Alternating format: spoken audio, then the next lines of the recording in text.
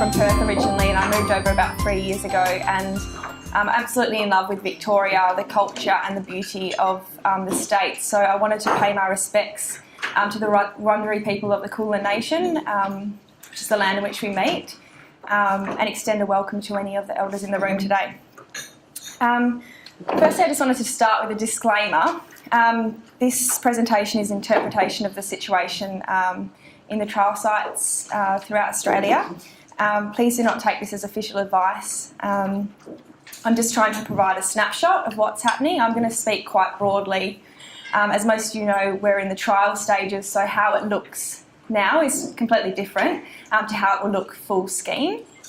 I also wanted to welcome and acknowledge the NDIS staff that have come all the way down from Geelong, and also thank a number of providers that are in the Geelong area that are also in this room for your generosity and knowledge that you've shared with me since coming on board this position. So most of you will know who ECIA is. We are the peak national organisation promoting the interests of young children with disabilities and developmental delays and their families. My NDIS role is actually funded national as I travel to all trial sites, but I'm based in the Victoria office, which is where I do the Victorian policy work. I thought I'd skip the slide about what we do, as most of you will know. So the National Disability Insurance Scheme, which I'll refer to as the NDIS, provides people with a disability, and in this case, what we're talking about today, young children and their families with funding for the reasonable and necessary supports required to help them achieve their lifelong goals and ensure community participation. The NDIS presents an opportunity to change both social policy and the funding environment to provide people with a disability and their families the choice and control to determine the supports that they require. So as you may know, children with a disability and or developmental delay are eligible for assistance under the NDIS. In Victoria, ECIS supports that are currently provided include children with a developmental delay in the eligibility criteria. Now, this is something that differs across jurisdictions in Australia. In other states, children with a developmental delay have typically sat with Department of Health, and so when we're talking about a national scheme, there's actually varying departmental bodies that are merging into the scheme. So you've got Department of Education in Victoria, as well as Department of Health, Department of Disability, which sort of adds the complexities because children have sat in all different areas and we're sort of pulling them into one. I'll talk more about that shortly. So ECIA believes a strong stance which encompasses the needs for all children will ensure a service system that sees all children, their families and carers receiving the supports they require from a high quality, well-developed early intervention system. So we have 3 focus areas. Can you hear me if I talk like this? No? Not as well. Is it possible to turn this up, Andrea? I'll try. I'm just leaning a bit. Sorry to... No, it's fine if you can't. Please don't start running. The 3 focus areas that we promote is that we want to see the guarantee of provision of high quality early childhood intervention services. We want to ensure children and families, regardless of their circumstances or geographical location, have access to ECI services. And we want to foster cohesive, collaborative and transparent relationships between the agency, service providers and the community. Oh, it's up. That's all right, I'll just yell. So I thought I'd just talk briefly about our role and our partnership with the National Disability Insurance Agency. So we have worked closely with the NDIA in the development and ongoing rollout of the NDIS, and we continue to do so. So part of my role is to visit trial sites and support not only the NDIS staff to work together to problem solve and talk about, to feedback some of the issues coming from service providers, but I also visit service providers and talk to families and be that conduit between what's happening in the realities of implementation and what are some of the things that we can address together moving forward. In the initial stages of the NDIS planning, ECIA was involved through high-level advocacy to ensure that child-specific rules and processes were in place in the scheme. Alongside the representation of the sector at a national level, ECIA has strong relationships with individual providers nationally, and we support them through their transitions, sharing or developing resources and ensuring that communication and messages are flowing through to everyone. And I think that last point around communication is really critical in these stages. We've been involved in delivering workshops, training, large discussions and having frequent informal and formal conversations. And I feel this is important to ensure that children's voices are continued to be heard in a scheme that could become quite adult-centric due to the numbers of participants beyond the early years. So I believe our involvement not only in the trial site support project, but the new project, which I'll talk about shortly, which involves thinking about what ECI supports will look full scheme, are critical to ensure early childhood supports are kept as they are. So as I said, my current role is a trial site support project. Moving into 2015, we've established a governance structure which has members from all over Australia that are part of ECIA, and then we're aiming to build strong networks in each state to enhance the communication that comes through, and then I can facilitate those conversations with the agency. We also have two really exciting projects that have sort of just been announced, which are through the agency. One of them is around access to the NDIS and early childhood supports. In brief, this will look at the experiences of family and children in the NDIS and to inform the development of improved access and engagement with the scheme.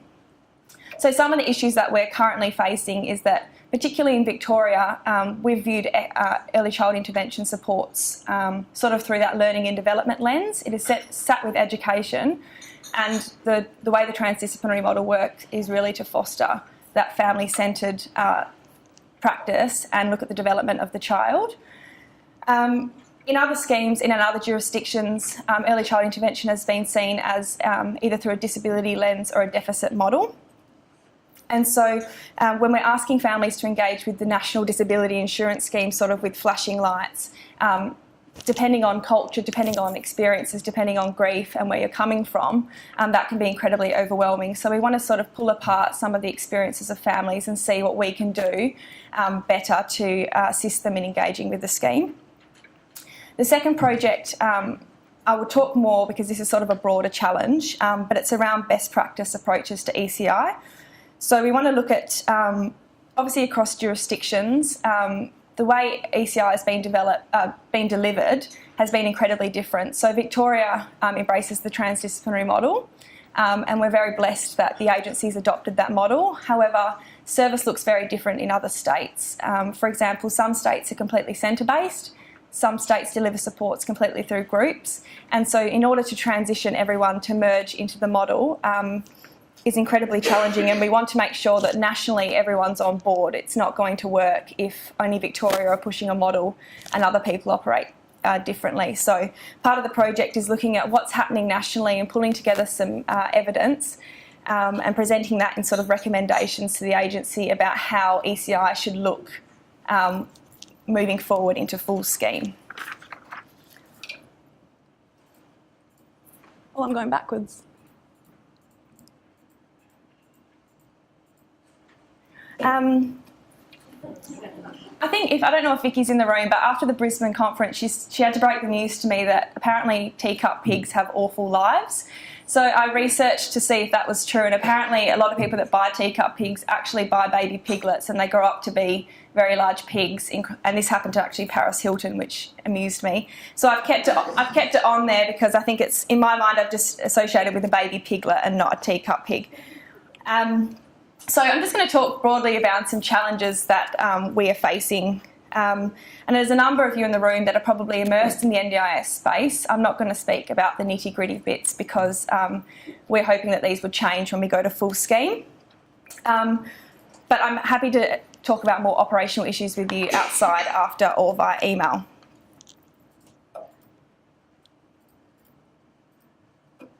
So as I just touched on before, it's obviously one national scheme. and every state has operated completely different in the ECI space. So the question is, how do we make this work? States have done similar teamwork models, but the transdisciplinary model is very much a Victorian. It's been operating in Victoria, and so we're kind of well placed when we move to statewide rollout. For somewhere like Hunter in New South Wales, which is a trial site, they weren't operating in the transdisciplinary model. They were quite centre-based before January this year. So not only did providers have to sort of get their head around the changing business models, the NDIS and all that comes with that, they also had to train their staff, and the staff themselves had to sort of get them thinking completely different around how services would be delivered. I think I was telling Karen just before about a happy story, and I guess these are sort of the things that we can start to track changes which are positive, which move towards what we're all trying to achieve with the NDIS. And that is a staff member that previously delivered completely centre-based ECI supports, had sent an email to me saying that the functional goals and the outcomes that she'd had witnessed with the family on their journey were completely motivational, and they inspired her. And so we're seeing people get on board those teamwork models, and I guess our role is really fostering what we've got and making it work nationally, but also with the understanding that things might need to look differently and that there's not one size fits all. So I'm talking about providers a lot, but it's also a shift for families national when we're talking about the way that service was delivered before and the way service is being delivered now through the transdisciplinary model. So families that were receiving HACRA and Better Start, for example, or even the state-based funding in different jurisdictions, it looked completely different. And so not only are families needing to engage with the scheme, but they also have to have those conversations about the evidence-based best practice principles such as family settings, the use of natural environments, and all of those things that we embrace here in Victoria. Families also need to be supported on their journey. And again, the understanding and the principles of the NDIS is choice and control, and we need to also take a step back and see what it is that families want and how can we make it work for them. So as you will know, getting your head around the changing models is a big issue for providers. So I stole this picture from the agency, sorry. But as you would know, the current arrangement is that the government typically provides block funding, and then it's poured out into programs, and the participant or the family receives the supports that they need. Under the new scheme, the NDIA would organise to meet with the family, deliver a plan, as they call it, and then the participant has the choice and control to deliver, to choose what services that they would like. So it's a completely different way of working. We have to start selling our services. We have to start thinking about quality. We have to start thinking about changing models, changing the ways that we work in order to ensure that we can do business in a new market-based economy. So that's been a real challenge for providers. The role of the universal service system is sort of a topic of conversation that I seem to be talking about often, and I guess there's a legitimate concern that in the NDIS world, a focus on targeted and individualised services could remove the inclusion mandate from universal services if those universals sees the child as the NDIS's problem. So we don't want to see a move back to more segregated service systems given the gains that we've made. So what I mean by this is if there's a push from the agency in terms of inclusion and participation for the child in universal service systems, which is what we all want to see, then there's the expectation that those service systems have capacity and are ready to adopt the models of family-centred practice and inclusion to ensure that those children can actually access those services in the first place. And the result of that would, if it didn't work, would be that the NDIS operates as a silo on the side, which is exactly against the principles of the scheme. So essentially the NDIS is not going to pay for something that is someone else's responsibility. They're going to push for participation in universal services, both as a cost shift but also as their obligation of the as the role that they play. So, for example, we're seeing plans with recommendations that children go to supported playgroup and childcare as that aligns with the family's goals. But if those services are already at capacity, or the resources there to support the child when they're in that childcare aren't in place, then the scheme and the plans for the family aren't properly followed through. So for the NDIS to be the rights-based scheme it is intended to be, the universal service system around the scheme must also be ready to support children and their families, as well as understand their obligations and responsibilities as a system. So referring back to the silo I was talking about before, essentially we need to start talking. So when I talk about the silo, I mean, if everyone in the NDIS trial sites, and it does sort of end up being a bubble because people are trying to keep their head above water and it's an ever-changing space, we're not really talking, I don't think, outside of the trial sites about what it actually means about children being included and how the NDIS is going to filter into other service systems. So people need to start talking. We really need to start getting out there talking about what the NDIS is, what is the commitment of the other universal service systems, because if there's a back and forth, it's just going to be the child and the family that's in the middle between departmental bodies that really need to have strong agreements in place. So we need to open up the lines of communication and we need to be talking. We need to see a commitment from universal service systems that they are going to do what they've promised to do as part of their role, and we need everyone to be child and family focused. I think that if we had all those three things together, it would lead to best outcomes for children when we're talking about planning for full scheme. The inclusion of all children is a challenge at the moment, and probably some of you in the room have heard me harp on about the children that won't be eligible for the NDIS. It's an area that I'm really passionate about. The legislation states that a child that isn't a permanent resident won't be eligible for the NDIS, and that's something that we need to, and I do keep pushing, and ECIA as a whole keeps pushing for. We want to see commitment either by the state to ensure those children are still receiving supports, or we want to see a change to the legislation. Before I spoke about the impact of language, and I guess this is a big issue in all trial sites, and before I was saying that with ECI being seen as the learning and development through the learning and development lens, families not necessarily have identified as having their child have a disability as such, and the agency seem to be very aware that it can be quite confronting for families to engage with the NDIS. So the impact of language is something that we're working on, and those projects I talked about at the start, which will start next year, really aim to address some of these engagement issues and how we can possibly change the language in early childhood intervention to be more friendly. So I'm an optimist, and I'm very optimistic about the scheme. Obviously in its trial stages it does have complexities, but I think that the legislation being the rights-based model, there really is an opportunity for complete social reform. So as I touched on before, it's an opportunity for models of best practice to be embraced nationally and consistently. So how do we achieve quality and consistency on a national level whilst working with best practice in a best practice environment? And that's part of the project that we're going to start doing. So we really need to look at the strengths of each state and pull that in and develop some models that will work in the NDIS space. So in Victoria, most of the people that provide early child intervention support are larger providers. Obviously families can access private therapists as well.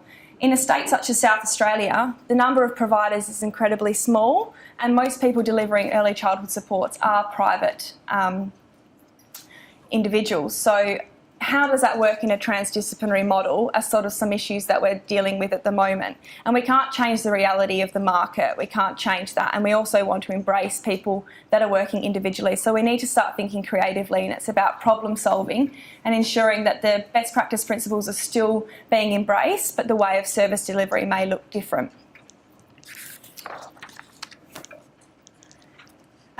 Human rights. So the NDIS in its finest form aligns really closely with the international obligations that Australia has to frameworks such as the Convention on the Rights of Persons with a Disability and the Conventions of the Rights of the Child. There really is nothing like this scheme in the world. In 2008, when we signed up to the Convention on the Rights of Persons with a Disability, Australia made a commitment to make a change, and other states across the world have embraced individualised funding models in different areas such as health, but disability-specific individualised funding is happening nowhere else like it is for the NDIS. So it's a really exciting time, and the world is looking to see the result of it. So the language enshrined in the legislation, the rules, operational framework, clearly outlines a shift from the medical model, which is the past, which sees disability as something to fix, to a social rights-based model. But this model then requires society to be making the shift in thinking towards people with a disability. And it needs to ensure that everyone is included in the community and able to fully participate.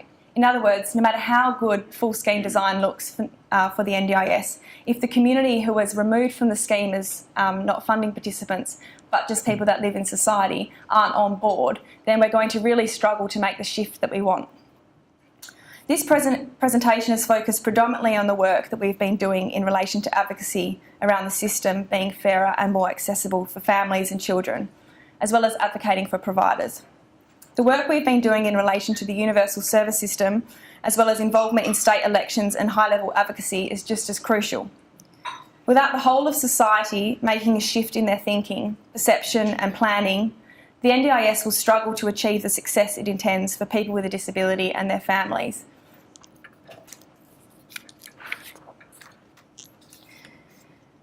I just want to touch on, before I finish, our collaboration with the NDIS, and I spoke about it at the start, but it's really not about peak bodies working together. It's about statewide, big agencies, small agencies and others working through their peak to create change. It's also about them working through their own organisations to create change and working with the communities that they're in. For many large organisations, they can go straight to the top in terms of have the power to advocate. What we're trying to do in trial sites is encourage people to work collectively, so not just in silos of their organisations, but start sharing information amongst each other. Now, this is hard as we go to a market base, as people are seeing each other as competitors more so than ever before, but we need to keep talking.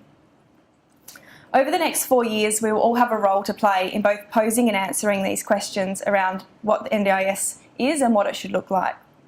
We also can't stop the momentum that we have in our own states around ECIA services. We have something to be really proud of here in Victoria. We still have a state-based system that requires investment and reform before the NDIS comes full scheme across Victoria. We can't drop the ball and think that doesn't matter, and we still need to keep advocating for other areas. We need to get better at standing together and promoting our models of early childhood intervention and inclusion in universal settings and our vision for best practice. I'd encourage you all in the coming months in your organisations to join ECIA and be a part of this advocacy.